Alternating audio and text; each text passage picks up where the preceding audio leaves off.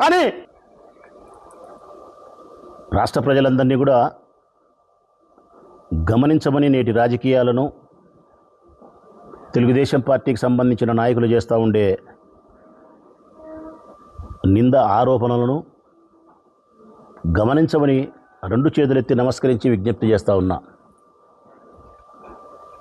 ఆ నేపథ్యంలోనే ఈ పాత్రికేయుల సమావేశాన్ని కూడా నిర్వహిస్తూ ఉన్నా. నేను ఒక 4-5 రోజుల క్రితం జగన్మోహన్ రెడ్డి గారు మీడియా సమావేశాన్ని ఏర్పాటు చేసి విజయవాడ నుంచి మాట్లాడినారు. ఆయన ఎప్పుడు మాట్లాడినా కానీ మా రాజకీయ ప్రత్యర్థులను కించపరిచేదానికి కానీ హీనపరిచేదానికి కానీ వ్యక్తిగతమైనటువంటి వారి కుటుంబ జీవిత విషయాలపైన చేసే విధంగానే ఆయన జీవితంలో ఒక్కసారి మాట్లాడాడు. ఆయన ఎప్పుడు పాత్రికేయుల సమావేశాన్ని నిర్వహించినా ఈ ప్రభుత్వం చేస్తూ ఉండే తప్పులను, ప్రజా వ్యతిరేక నిర్ణయాలను, ప్రజల యొక్క ఆర్థిక స్థితిగతులు, వారి కుటుంబ విషయాలు, ఎన్నికలకు ముందు తెలుగుదేశం పార్టీ ఇచ్చిన హామీలు ఏ మేరకు నెరవేరుస్తోంది, నెరవేర్చలేదు, నిరుద్యోగుల సమస్య ఏ విధంగా ఉంది, రైతుల పరిస్థితి ఏ విధంగా ఉంది, సంక్షేమ పథకాలు అందక మహిళలు ఏ విధంగా ఉండారు, ఉద్యోగస్తుల పరిస్థితి ఏంది తదితర అంశాలను ప్రస్తావిస్తూ ప్రభుత్వానికి ఏమైతే చురకలు అంటించాలనో, ఏమైతే సత్విమర్శ చేయాలనో అవి మాత్రమే చేస్తాడు. మొన్న కూడా అట్టే మాట్లాడినాడు ఆయన. చాలా విషయాలు ఈ ప్రభుత్వం చేస్తూ ఉండే తప్పులను, ఎన్నికలకు ముందు ఇచ్చిన హామీలను నెరవేర్చకుండా ఉండే విషయాలను ప్రస్తావిస్తూ మాట్లాడినాడు.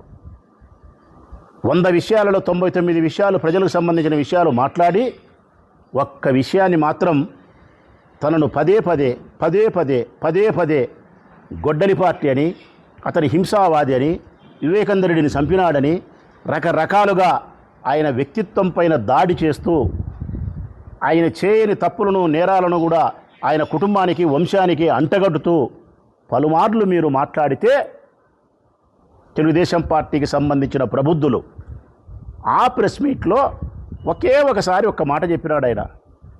నేనే గన హింసావాదినైతే, రక్తాన్ని మరిగే పులి లాంటి వాడిని అయితే మరి 5 సంవత్సరాలు నేను పదవిలో ఉన్నాను కదా, మరి మా అబ్బను చంపిన, రాజారెడ్డి చంపిన వాళ్ళపైన నేను పగ తీర్చుకునే క్రమంలో వారిపైన దాడి చెయ్యనా? మరి వారు ప్రశాంతంగా జీవితాన్ని పులిందల్లో గడుపుతున్నారు అంటే గన నేను హింసను ప్రేరేపించేవాడిని కాదు, అహింసావాదిని, ఆదర్శవంతమైన రాజకీయాలు చేయాలనే మనస్తత్వం కలిగిన వాడిని అని తన్ను తాను చెప్పుకున్నాడు. ఇది నిజమా కాదా ప్రజలారా?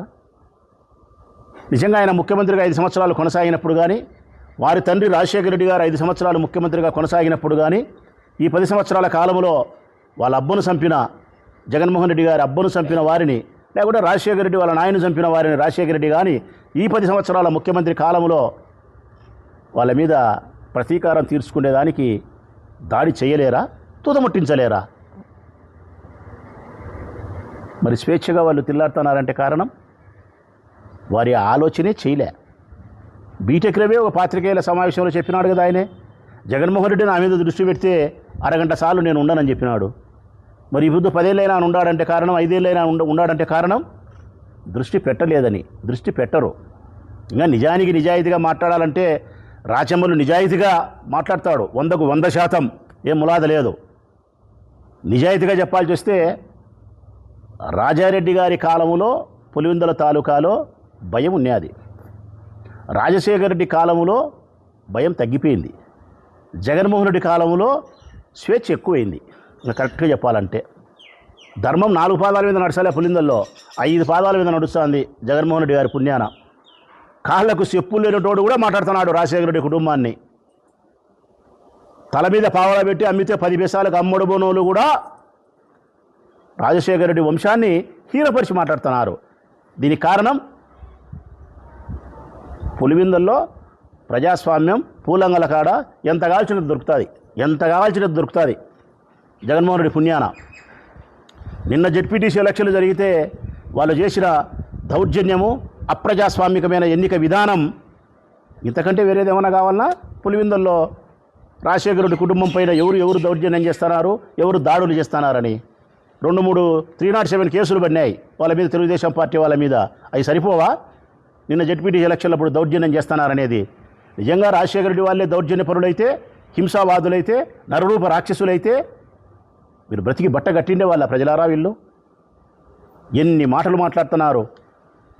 ముఖ్యమంత్రి చంద్రబాబు నాయుడు గారు లైన్ తీసుకొని ఇస్తే ఇదిగో ఈ 2 రోజులు 3 రోజులు 4 రోజులు మీరు రాజశేఖర రెడ్డి కుటుంబాన్ని ఫ్యాక్షనిస్టులుగా, నరహంతకులుగా, దుర్మార్గులుగా, దోపిడీదారులుగా చిత్రీకరించి మీరు సెలవులు చేసి మాట్లాడాలంటే క్యాబినెట్లో మంత్రులు మాట్లాడతారు, ఎమ్మెల్యేలు మాట్లాడతారు, ఎమ్మెల్సీలు మాట్లాడతారు, జెడ్పీటీసీలు మాట్లాడతారు, కౌన్సిలర్లు మాట్లాడతారు, ఏమి కాని వాళ్ళు కూడా మాట్లాడుతున్నారు.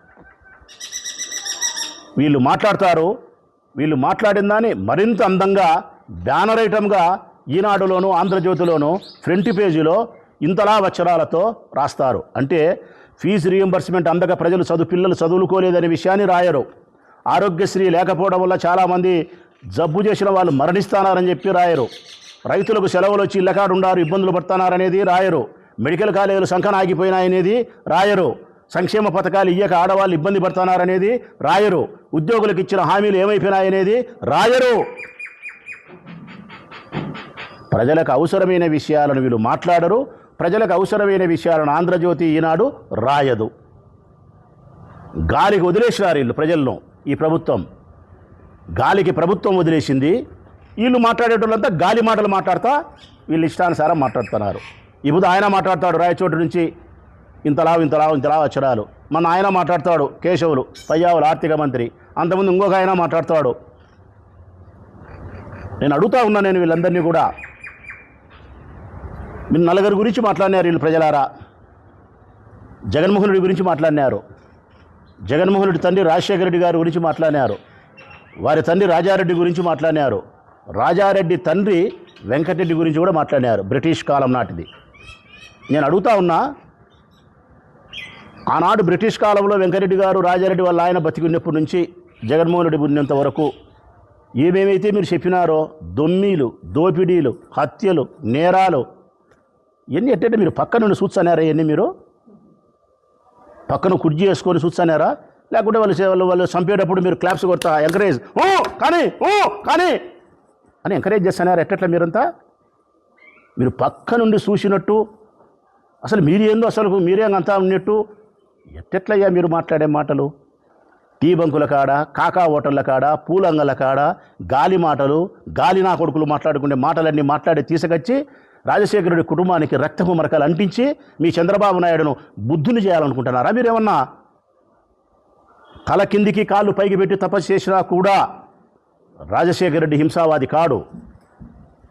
మీరు మీ ఇష్టం వచ్చినట్టు జొల్లు కూతలు కూసినా రాజశేఖర రెడ్డి ఫ్యాక్షనిస్ట్ కాదు.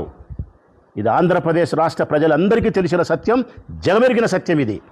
రాజశేఖర రెడ్డి గొప్ప మానవతావాది ప్రజలారా, కాదంటారా? ఈ ప్రబుద్ధులతో ఏమిలే కానీ మిమ్మల్ని అడుగుతా ఉన్నా నేను, రాజశేఖర్ అన్న మానవతావాది కాదంటారా? మంచి మనసు కలిగినవాడు, మంచి మనసు కలిగిన రారాజు రాజశేఖర రెడ్డి. ఆయన బలమే హృదయం, మరేది కాదు ఆయన బలం. ఈరోజు రాజశేఖర రెడ్డి మరణించినప్పటికీ కూడా ప్రజల హృదయాలలో జీవించి ఉన్నాడంటే కారణం ఆయన హృదయ విశాలత, హ్యూమన్ టచ్ ఉంది ఆయనకు, మానవతావాది. కష్టంలో ఉన్నప్పుడు ప్రతిస్పందించే గుణం ఉంది ఆయనకు. నీ హృదయం స్పందించేదానికంటే రాజశేఖర రెడ్డి ఉన్న హృదయం చాలా వేగంగా స్పందిస్తుంది ఇతరుల కోసం. అందుకేనబ్బా ఆరోగ్యశ్రీకి జన్మనిచ్చింది ఆయనే. రాష్ట్ర ప్రజలారా, ఆరోగ్యశ్రీకి జన్మనిచ్చినటువంటి తండ్రి ఎవరంటే రాజశేఖర్ అన్న. ఈ రాష్ట్రంలో డబ్బు లేక ఏ పేదవాడు మరణించకూడదు, ఏ భార్యకు భర్త దూరం కాకూడదు, ఆమె పుస్తలు తెగకూడదని చెప్పి, ఏ తల్లి గర్భాన గర్భశోకం ఏర్పడకూడదు మరణించి బిడ్డలని చెప్పి ఆరోగ్యశ్రీ పథకాన్ని తీసుకొచ్చినటువంటి సృష్టికర్త రాజశేఖర్ అన్న కాదా? వ్యవసాయం బాగుంటే, పనులు బాగుంటే, గ్రామాలలో రైతులు వ్యవసాయ పనులలో నిమగ్నమై ఉంటారు, ఫ్యాక్షన్ నుంచి దూరం అయిపోతారని చెప్పి భావించి ఆ వ్యవసాయం బాగుండాలంటే నీళ్లు ఉండాలా, నీళ్లు ఉండాలంటే డ్యాములు కట్టాలా. డ్యాములు కట్టినవాడు ఎవరన్నా? జలయజ్ఞం చేసింది ఎవరన్నా? ప్రజలారా, రాజశేఖర రెడ్డి కాదా? మా పైడిపాలెం ఎత్తిపోతల పథకం తీసుకొచ్చింది ఆయన కాదా? చిత్రావతిని తీసుకొచ్చింది ఆయన కాదా? కృష్ణా వాటర్ను మళ్లించింది ఆయన కాదా? కేవలం పల్లెలలో రైతులకు పనులుండి వ్యవసాయం బాగుంటే ఫ్యాక్షన్ను మర్చిపోతారు అనే ఉద్దేశంతో వ్యవసాయాన్ని ప్రోత్సహించింది రాజశేఖర రెడ్డి అన్న. ఉచిత విద్యుత్ తీసుకొచ్చింది రాజశేఖర రెడ్డి అన్న. పిల్లలను బాగా చదివించుకుంటే ఫ్యాక్షన్ ఒక 20 ఏళ్ల కల్లా అనగారిపోతుంది, మెల్లిమెల్లిగా ఉద్యోగస్తులు అవుతారని చెప్పి ఫీజు రియంబర్స్మెంట్ పథకానికి సృష్టికర్త. అందుకే పిల్లలు రాసే అక్షరాలలో రాజశేఖర అన్న చిరునవ్వు ఈ రోజుటికే కనపస్తుంది. అందుకే ఈరోజు నా కొడుకు ఇంజనీరే, నా ఇంట్లో నాకు వంట చేసి పెట్టే ఆమె కొడుకు ఇంజనీరే. మరి ఫీజు రియంబర్స్మెంట్ను సృష్టికర్త రాజశేఖర రెడ్డి అన్న, ఆరోగ్యశ్రీ సృష్టికర్త రాజశేఖర రెడ్డి అన్న, రైతులకు ఉచిత విద్యుత్ రాజశేఖర రెడ్డి అన్న, 108, 104 అంబులెన్సులు తీసుకొచ్చినది రాజశేఖర అన్న. ఎన్నో మంచి కార్యక్రమాలు చేసి ఈ రాష్ట్రంలో, ఈ రాయలసీమలో ఫ్యాక్షనిజాన్ని రూపుమాపడానికి ప్రయత్నం చేసిన వాడు రాజశేఖర రెడ్డి. గొప్ప మానవతావాది రాజశేఖర రెడ్డి. హిమాలయ పర్వతాలంత గొప్పది ఆయన మానవత్వం రాజశేఖర్ అన్నది. అట్లటోని పట్టుకొని వీళ్ళు ఇష్టానుసారం మాట్లాడితే నాకు ఒక్క మాట గుర్తొస్తుంది ప్రజలారా. రాజశేఖర రెడ్డి అన్నను ఎవరైతే రాక్షసుడు అంటారో అట్టనగలిగిన మనుషుల యొక్క గురించి ఒకే ఒక మాట చెప్పగలుగుతా. మీరు తల పైకెత్తి మీ నోట్లో ఉమ్మి తీసి ఆకాశం మీద మూస్తే అది ఎక్కడ పడుతుంది ప్రజలారా? మన ముఖం మీదనే పడుతుంది. రాజశేఖర రెడ్డిను రాక్షసుడు, ఫ్యాక్షనిస్టు, హంతకుడు అని మాట్లాడే వాళ్ళ పరిస్థితి కూడా ఆకాశాన ఉమ్మి వేసినట్టే ఉంటుందని మాత్రం మీకు చెప్పగలుగుతా నేను. ఈ జగన్మోహన్ రెడ్డి గారి గురించి మాట్లాడినారు. ఎక్కడ సంబంధం అబ్బా జగన్మోహన్ రెడ్డి గారికి హత్యలతో? వివేకానంద రెడ్డి సొంతం వాళ్ళ చిన్న ఆయన. వాళ్ళ చిన్న ఆయన్ని వాళ్ళు చంపుకోవాల్సిన అవసరం ఉందే? వాళ్ళ చిన్న ఆయన చంపింది పలానోడు నేను గొడ్డలతో చంపినానని చెప్పి దస్తగిరి అనేవాడు చెప్తున్నాడు. ఆ దస్తగిరి అనే చంపిన వాడిని వెనకేసుకొని వివేకానంద రెడ్డి బిడ్డ సునీతమ్మ తిరుగుతుంది. చంద్రబాబు నాయుడుకు వాదించిన లాయరు లూత్రా దస్తగిరి గారిని కూడా వాదిస్తున్నారు. ఇంకా చెప్పబ్బా, దస్తగిరి అనే హంతకుడికి నేను హత్య చేసినానని చెప్తే అతని తరఫున వాదించే లాయర్ ఎవరంటే లూత్రా. ఆ లూత్రా ఎవరంటే సుప్రీంకోర్టులో ఉండే లాయరు, ₹1 కోటి తీసుకునే లాయరు, చంద్రబాబు నాయుడుకి వాదించే లాయరు దస్తగిరికి వాదిస్తున్నాడు ఐస్ క్రీమ్ అమ్ముకునేవానికి. ఎవరు వెనకేసుకొని వస్తున్నారు? సొంతం వాళ్ళ చిన్నాయన్ని వాళ్ళు కోల్పోతే జగన్మోహన్ రెడ్డికి సంబంధం అని చెప్తారా? జగన్మోహన్ రెడ్డిని విచారించాల్సిన అవసరమే లేదని సుప్రీంకోర్టు చెప్పిన తర్వాత, జగన్మోహన్ రెడ్డిని భారతమ్మని విచారించాల్సిన అవసరమే లేదని సిబిఐ చెప్పిన తర్వాత కూడా ఆ హత్యని మీరు ఆయన మీదకి దొబ్బే ప్రయత్నంలో మీ ఇష్టానుసారం గాలి మాటలు మాట్లాడితే అవి నిజాలని ప్రజలు నమ్ముతారా? జగన్కి ఎక్కడ సంబంధం ఉంది? ఏ హత్యతో సంబంధం ఉంది? ఇప్పుడు చెప్తా ఉన్నా నేను, జగన్ చేతులు ఎప్పుడూ పరిశుభ్రంగానే ఉన్నాయి. జగన్ హృదయం ఎప్పుడు తెల్లటి పేపర్లాగానే ఉంది, నిర్మలమైనటువంటి హృదయంతో ఉంది. ఈ రాష్ట్రానికి ఏదో చేయాలని తపన ఉంది ఆయనకు, ఎంతో చేయాలని తపన ఉంది. ఈ రాష్ట్రంలో మార్పు తీసుకురావాలనే సంకల్పం ఆయనలో ఉంది. అందుకే సంస్కరణలకు శ్రీకారం చుట్టినాడు.